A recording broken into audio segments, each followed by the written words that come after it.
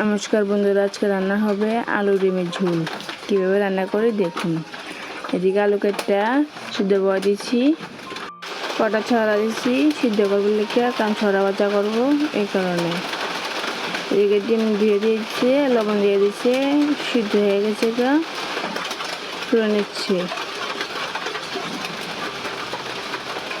এদিকে ডিম ছুলে ছুলে থালে ভিতরে রাখছে, গ্যাস জ্বালিয়ে দিচ্ছি, কড়াই বসিয়ে দিচ্ছি।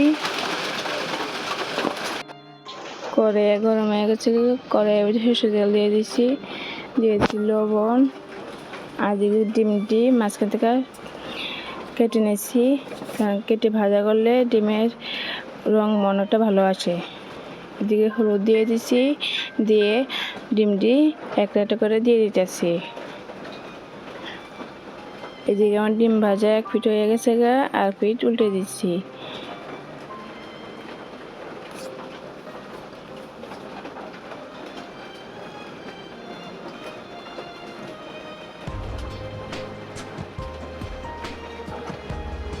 আমার ডিম ভাজা হয়ে গেছে, নামাই নিতেছি।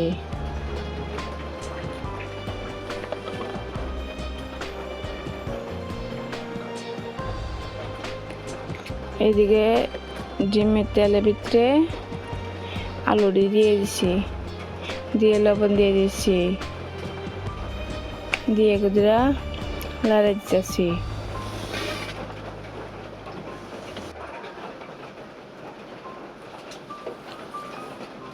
এদিকে আলু ভাজা হয়ে গেছে, আলুগুলো নামিয়ে নিতেছি।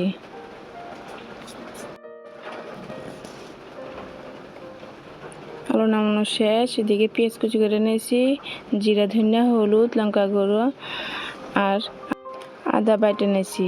এদিকে কড়াইয়ে তেল দিয়ে দিয়েছি, তেজপাতা দিয়ে দিয়েছি, দিয়ে পেঁয়াজ কুচি দিয়ে দিতেছি,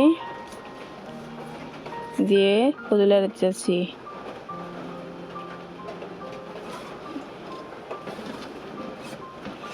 এইদিকে পেঁয়াজ ভাজা হয়ে গেছে, এইদিকে মশলাত জল দিয়ে দিতেছি, দিয়ে দিচ্ছি মশলাতে লবণ।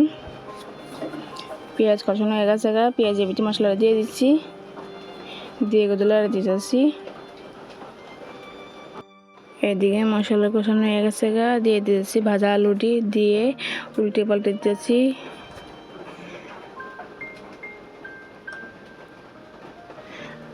আলু কষানো হয়ে গেছে, দিয়ে দেবো জল। জল দেওয়া হয়ে গেছে, লেড়ে দিছি। এদিকে আলু জল ফুটে উঠেছে, দিয়ে দিছি ডিমটি,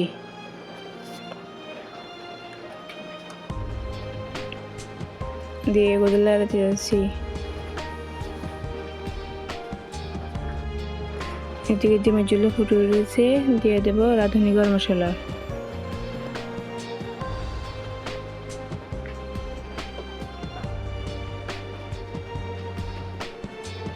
দিয়ে দিচ্ছি, দিয়ে লেড়ে দিতেছি।